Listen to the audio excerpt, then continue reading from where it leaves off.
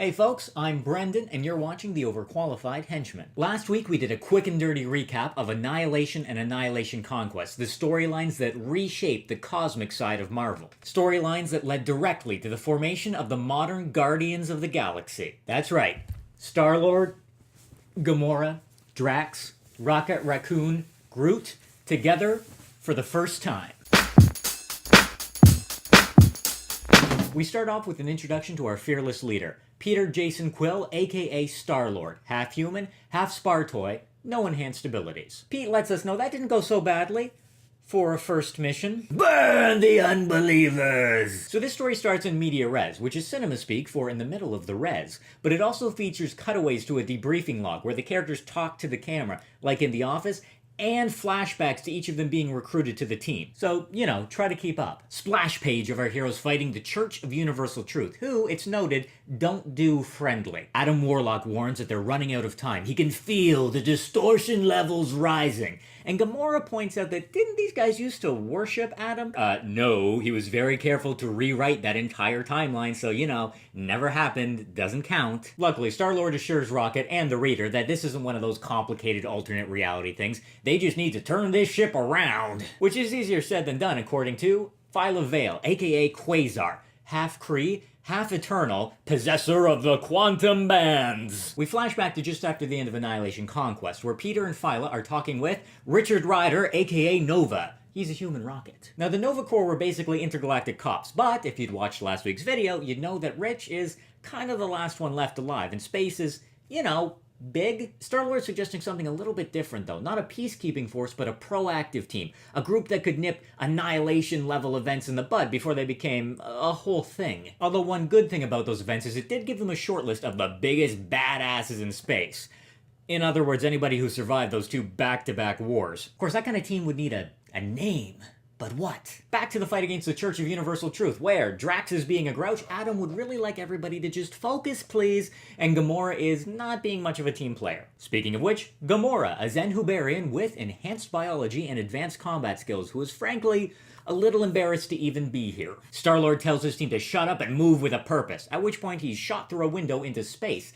It's kind of been that sort of day. Although this does give him a great view of the temple ship and the massive rip in space and time that it's about to smash right into. Do you really smash into a rift in space and time? I feel like there's probably a better verb for that. Anyway, Rocket Raccoon, evolved mammal with tactical and demolitions expertise, is wondering how he let Star-Lord talk him into this. Turns out it was mostly by getting him drunk, which, you know, makes sense. The eagle-eyed among you will notice Rocket's potted little friend. That's right, Tiny Groot. Groot kind of exploded during Annihilation Conquest and was still in the process of growing back to full size. Now, Rocket points out that this whole team is pretty clearly a guilt thing on Peter's part. He feels responsible for allowing the Phalanx in during Annihilation Conquest. He agrees to sign up on one condition, that Pete stop beating himself up over it. We should all be so lucky to have a talking raccoon for a friend. Enough feelings, back to the fight! Quantum swords, alien guns, explosions! Also, apparently Rocket knows about eBay. But wait a minute! Who the heck is Adam Warlock? Well, he's a cosmic being with metaphysical energy manipulation powers. Basically, Adam is the best at space. He's gold, that's good. Sometimes he's purple, that's bad. He's frequently dead, that's typical. He was also serious when he said they were running out of time, so he leads the charge towards the control deck. Fun fact, temple ships are literally powered by the faith of their worshippers. The things in those golden beams, those are people floating there and praying. Which is ironic, because if all of that power hits that fissure, none of them are gonna have a prayer. Drax and Gamora shoot the breeze about how Adam's changed a lot since the old days when they were on a team together called the Infinity Watch.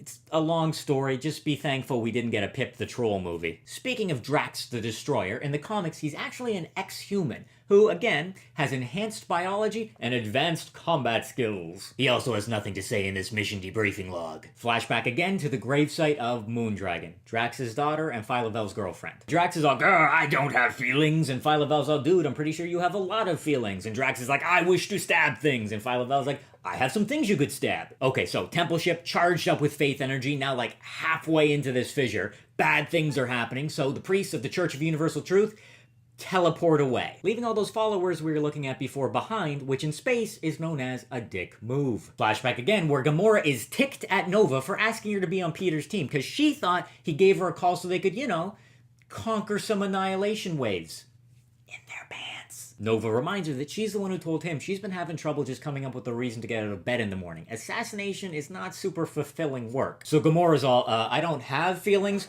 And Nova's like, dude, I'm pretty sure you have a lot of feelings. And Gamora's like, fine. And then they knock space boots. Back to the fight! The Faith Energy plus the Fissure are ripping a hole in the fabric of space and time, and bad things are trying to come through. Bad things with tentacles! Monsters from beyond space and time always have tentacles. It's just the fashion. Adam goes, don't worry, I'll handle this with my metaphysical energy manipulation. Actually, never mind. Phyla backs him up with the quantum bands and it's totally cosmic. Sometimes, though, you just gotta blow stuff up. So Rocket tosses in one of his number 6 specials. Explosion! Which should probably technically be silent in space, but screw that! And so the day is saved, but Adam, being a buzzkill, explains that when the Annihilation Wave broke into our universe from the negative zone, it damaged space and time so much that these kind of fissures are gonna keep happening. We also cut to the headquarters of the Church of Universal Truth, who, even though all of their followers were rescued, are not super happy about all of this. But that's a problem for another day. Back to nowhere! The decapitated floating head of a Celestial at the edge of space, and home to our heroes. They're greeted by Cosmo, who's a telepathic dog with a Russian accent, and also the head of security on Nowhere. Also back at base is Mantis. She's the Celestial Madonna.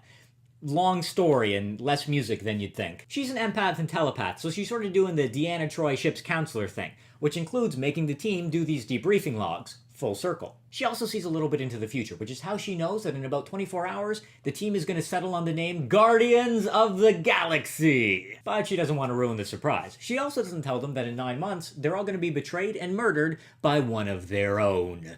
Dun dun dun! Just when you think they're going to get a chance to catch their breath, Adam detects another rift, a bad one. Star-Lord tells them to grab their weapons and promise themselves a late dinner. They're heading back out. After all, they dealt with that first rift no problem, right? Get in, save the day, get out. None of that complicated alternate reality stuff. Again, I say, dun dun dun! Hey, it's an issue number 1. It sets up a lot of plot threads. If you want to find out what happens next, I'll put a link down below. In the meantime, thanks for watching. If you liked the video, do me a favor, remember to like and subscribe, and check out my channel for more comic book videos. Until next time, keep on henching. Why are these guys in this video?